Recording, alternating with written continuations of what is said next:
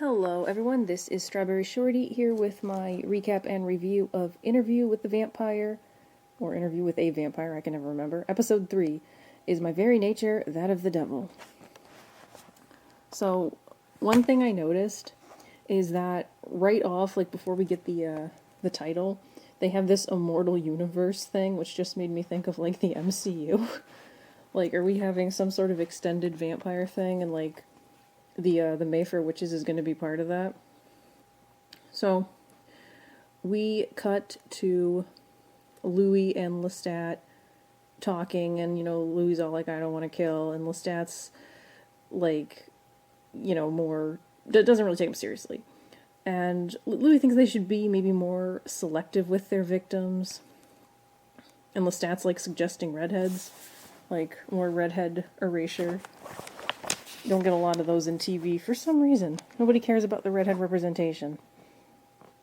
But I am, all for that.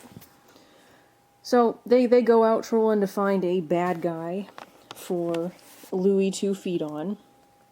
And he keeps dismissing people like, oh, that's just a petty thief stealing from his mom. That's just a random junk guy. But for some reason he zones in on some dude who's like, oh, these people are all pathetic, because apparently this dude has been stealing from the poor or something. Which we don't hear that in his thoughts, but Lestat, moving like he's the freaking Flash, runs over and grabs this guy and drags him to an alley. They're not really that well hidden, which seems a bit reckless. But he breaks the dude's spine, because this Lestat is a complete freaking sadist. And then Louis, despite being the one who insisted on this, just grabs a cat and kills it. And we don't really see what, if anything, happens to the dude with the broken spine, but it just seems like kind of a waste.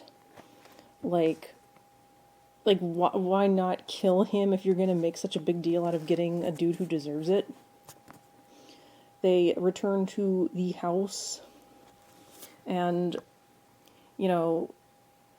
Louis is just like, yeah, I don't want to kill. And Lestat is more like, a fish who won't swim, bird who won't fly, and, ever since I played Tales of Berseria, don't ask me about birds flying. They go to the, I think it's Louis' like, big brothel place, and Lestat starts harassing the dude who's playing the music, because he's, like, lost his spirit or whatever. Ends up challenging him to play. Plays a pretty lively song in the end, and everyone seems to get along in that moment. It was a bit of a weird scene. I didn't really understand what was wrong with the music player. I did kind of find myself wondering if Lestat's actor was actually playing the piano in that moment. But so what did this point? Did we go back to the house? Like, I just finished watching the episode, but it's so hard to remember. Ugh. So they talk about, like, I believe we go back to Daniel and Louis in the present, and Daniel is kind of pointing out how what Louis is saying about Lestat now, like how close they were and all that, contradicts what he said in the past, which I think is like, I believe it's quotes from the first movie where he's all like acting like he's so much superior. And it's this big contradiction. But, like, isn't that kind of just how it is these days? Like, people act like everything is fine, and then suddenly, years later, they're like, oh, that person was never my friend, I hated them, they were terrible. But Daniel compares Louis and Lestat's relationship to a gothic love story, and he thinks it's super toxic, and all I can think about is Twilight. And it's like, is Louis Team Edward or Team Jacob? I genuinely want to know this now. But it's kind of a weird thing that happens, because it feels like Louis is hiding something. And it's like, why? Like it feels like something happened to make him change his opinion on Lestat in the years that passed. But Daniel agrees to, forget about the old story. And he trashes the tapes, which I think is terrible, because, I'd want to preserve those no matter what. And then Louis sets them on fire with his mind, because apparently that's another skill that vampires have. Okay, we're back in Louis and Lestat's little house, where Louis Lestat is hooking up with some woman named Miss Brown. She has a nice accent. I'm worried she's gonna die because, again, it usually happens to these women in these stories. She is, however, spared, even though Lestat like hooks up with her. So he says that she was talented, and he murdered some random dentist. So I feel kind of bad. But apparently, Lestat thinks it's totally cool to be hooking up with people while they're in a relationship because they have like an eternity together. I don't know that I agree with that, especially not without like talking about it first. But he basically says that Louis can do the same thing, and I'm just like, yeah, right. Because this Lestat kind of seems like he would be the jealous type, and if you hooked up with someone else, he would like kill them. We get a scene in the poker room where, you know, talk about how times are changing, and there's a lot of establishments that are becoming whites only, and Louis having a lot of tough times. He makes that lady, I don't know if it's supposed to be the prostitute from the beginning of the first episode, but he makes a woman, a really tough woman, makes her his like treasurer or whatever. She seems pretty smart and intelligent. Old friend of Louis comes to visit named Jonah. He's a soldier, and they drive off together. And you can kind of tell there's like there's something between Jonah and Louis, because like Lestat keeps looking at him and it's like, oh man, Jonah's so gonna die. Like something's gonna happen or almost happen between him and Louis, he's gonna die. And then they drive out to a dark forest and it's like, yeah, he's dead. He's so dead. And why a dark forest? Like, you're wealthy. Couldn't you go literally anywhere if you wanted to have a hookup? Like, a dark forest is not romantic. And so they're, getting it on. And I totally thought, because, like, Louis is, like, losing control, I thought he was going to kill him. I totally thought he was going to kill him. But, yeah, he doesn't kill him. And, yeah. So, apparently, Louis is going to be going to his sister Grace's for the twins' birthday party. And I'm just like, Grace is going to let you near her children after you left her baby on the floor and made a run for it? I don't even know how much time has passed since then. It's not really addressed. There's also this kind of weird, like, that they go back to the present, and because Louis mentioned something about, like, mud on someone's shoes, either Jonah's or Lestat's. I think it was Lestat's. And Daniel is like, was it raining? And I was so confused as to what this was supposed to mean. I think it was supposed to foreshadow at the fact that either Lestat, as we would later learn, was there and spying on them that night, or that Louis is an unreliable narrator and forgot that it had rained. I don't know. It was really kind of weird and confusing.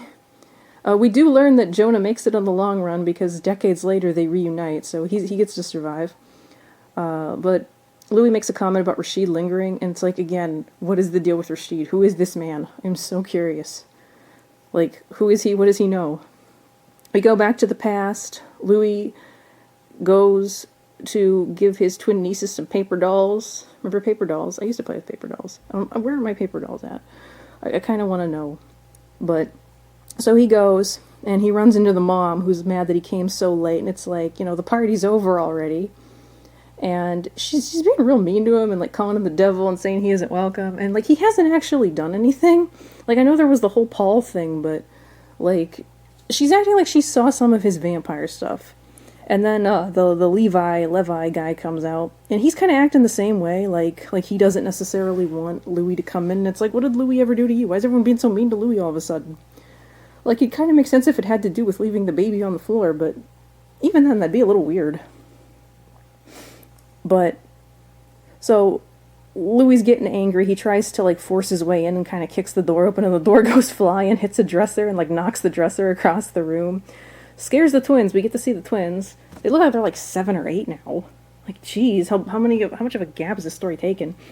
Grace is terrified, sends the kids off, and, like, kicks Louis out, and Louis is extra upset. It doesn't help that he returns home and finds him in Lestat's house filled with Jonah's crew, or similarly employed men, and they're all singing and getting drunk and partying, and Louis is not really happy about this.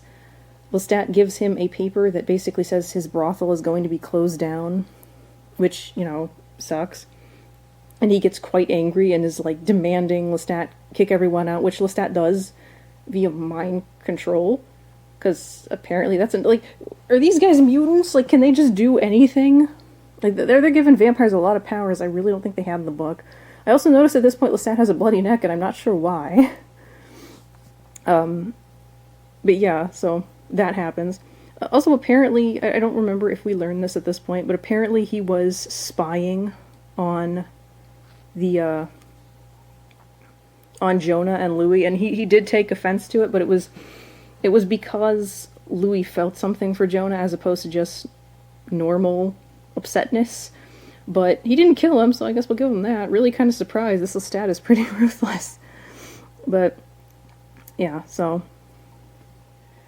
they have this scene where things are getting worse for Louis. Like his establishment is being like closed, and he put like a whites only sign on the door, which is like, yeah, that's gonna go over well. You're gonna cut out what little business you have.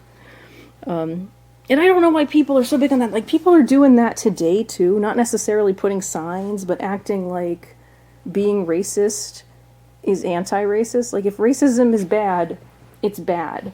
Being racist towards white people is just as bad as being racist towards white people. It's not some kind of, oh, we're even now because we're doing this.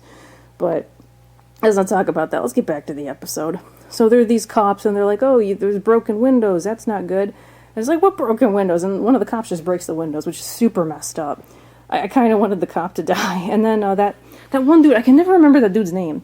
The big dude with the mustache from the very first episode who the prostitute beat up. He's like preaching against Louis. And Louis had read his mind, and the mind of that dude he did the business deal with. And dude thinks pretty poorly of him, but you know, we already knew that. And Louis keeps talking about how he's neglecting his thirst and all that, and you can just kind of feel that he's about to kill someone. I thought he was going to snap and kill someone right there on the road, and that would be like what exposed him and caused everything to get all bad, like the burning that we saw in the trailer for this episode. But that's not what happens. Instead, he goes to the big guy's house. I really feel bad that I don't remember his name. But he goes to his house, and guy calls himself the Son and is talking down to Louis. He mentions having a family, like a wife and daughters. I feel bad for them because, you know, their whole life is going to be uprooted by whatever's about to happen, although we kind of know. And so the Son guy, he grabs his gun and he shoots Louis a bunch of times, and Louis doesn't react at all, like no pain, doesn't recoil, nothing. And it's like, is that normal, especially for such a young vampire? Felt a bit weird. And Louis kills him, the Son goes out, and he puts his body on display with a whites only sign on this gate of this big house, and his body is like horribly mutilated, which again, I feel so bad for the family. I hope they don't see that or hear about it, but they probably will. I'm not sure what that building was supposed to be, but yeah, and then suddenly violence, like people are throwing bottles, and I thought that this, and when I saw it in the trailer, I thought it was them burning down Louis's place, but apparently it's just wanton violence. Everyone is burning everything in like Storyville, and I'm not sure what's happening. Like, Louis blames himself, so I guess he triggered something. Like, maybe him murdering that guy led to just like a revolt from all the businesses that are closing, but it's not like a bunch of black people fighting back against racism, which would kind of make sense if you know, with the whole whites only murder sign display thingy, but it's not. So I'm not really sure what caused this random outbreak of violence. But, so Louis is walking around looking at all the destruction as it's happening, and he hears a voice in his mind calling out for help, and the subtitles inform me that this is Claudia. And I'm kind of starting to realize now, because at this point, like, Louis and Lestat have had a fight, and Louis is like, this is why we'll never work, and why you'll always be alone. And it's like, well, we know what's going to happen now. Claudia is going to make sure that they're not alone. It's going to force them together. So he runs into a burning building that Claudia is trapped in, and we only get like a vague image of her. We all know what she looks like from the trailers, but it's kind of like they end on a really weird like scene from Claudia's point of view of like Louis jumping over something to reach her, and like it's really up close in his face, and it looks super weird. And the trailer has me curious. It's not stuff we haven't already seen, but we'll get to finally see more of what they're going to do with Claudia, so I'm interested in that. And yeah, that's all I really have to say about this episode. Like, I still like that they're taking a unique spin. I kind of hope that they do change some things. Like, it'd be nice if Claudia could live, although it seems like this Claudia might be considerably more evil than the old Claudia. Well, we'll see. But anyway, thank you for watching. please leave a comment, and I'll catch you next time. Bye!